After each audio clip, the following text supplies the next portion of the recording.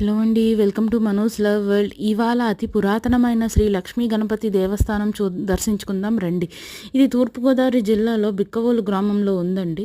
ఇది ఏంటంటే అండి, దీనికి 1100 సంవత్సరాలు పైచిలుక ఆలయ చరిత్ర ఉందండి. ఈ గుడి కూడా 849 నుంచి 892 మధ్యకాలంలో స్వామివారు భూమి నుంచి స్వయంభూగా ఆవిర్భవించారండి. ఆ కాలంలో కనుగొన్నారు.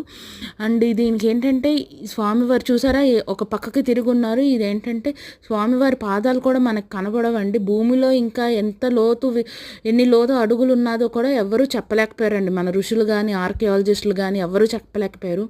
ఇంకో ప్రత్యేకత ఏంటంటే అండి, ఇక్కడ స్వామివారి చెవిలో మనం ఏదైనా కోరికను కనుక వినిపించుకుంటే ఆయన స్వయంగా విని ఆ కోరికను నెరవేరుస్తారని స్థల పురాణం చెప్తుందండి. ఇక్కడ నెరవేరంగానే మళ్ళీ తిరిగి వచ్చి స్వామివారిని దర్శించుకోవాలండి. అంతే. Thank you.